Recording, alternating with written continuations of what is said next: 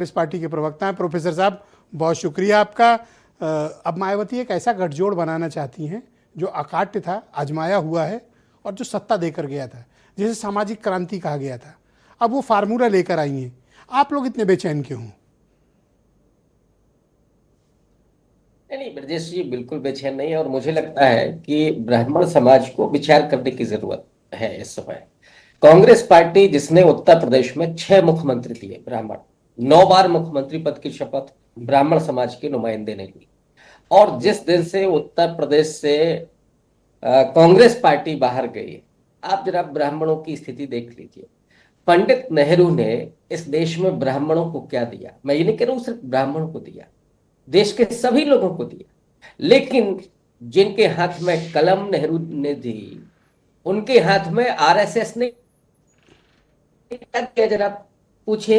लाठी दी, नफरत दी, हिंसा दी। उन्होंने विश्वविद्यालय से ब्राह्मणों को बाहर कर दिया और लाठी लेकर के बच्चों को लगा दिया। ये इन्होंने दिया, आरएसएस वालों ने, बीजेपी वालों ने। तो मैं तो अपील करूंगा समूचे ब्राह्मण समाज से कि आपको विचार करने की जरूरत है। छोड़ दीजिए आज कांग्रेस पार्टी, बीजेपी, बीएसपी, क्या आप जरा सोचिए पंडित नेहरू ने क्या दिया था आपको, और भारतीय जनता पार्टी और आरएसएस आपको क्या दे रही है, आपके बच्चों को क्या दे रही है।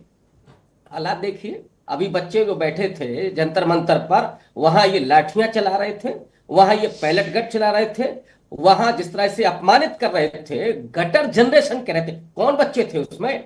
उसमें हर समाज के थे, ब्राह्मण समाज के भी थे। इनको कोई मतलब नहीं है। ये इस देश के ब्राह्मणों को, इस देश के सारे लोगों को कभी हिंदू के नाम पर उन्हें हिंसक बनाएंगे, कभी ब्राह्मण के नाम पर ठेकेदारी दे देंगे कि नहीं साहब तुम्हारा हिंदू तो तुम्हारा है, जाके मारो, जाकर के हिंसा करो।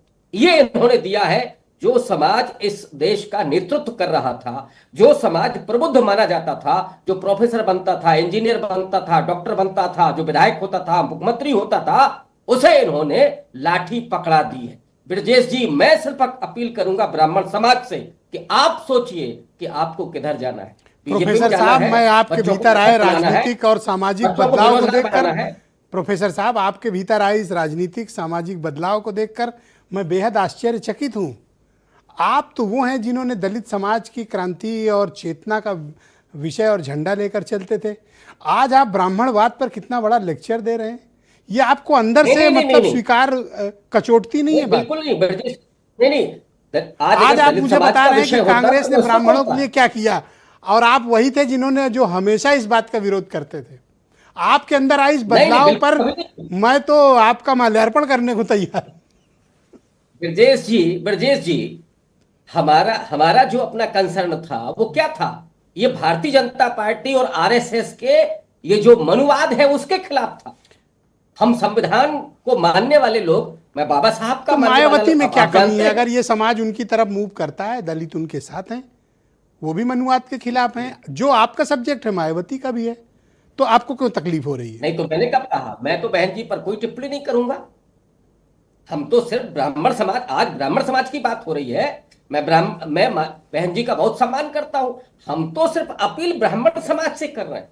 आप देख लीजिए ना कि आपको कांग्रेस पार्टी ने क्या दिया जी, और बीजेपी क्या दे रही है। बहुत शुक्रिया सर, बहुत शुक्रिया प्रोफेसर साहब हमारे साथ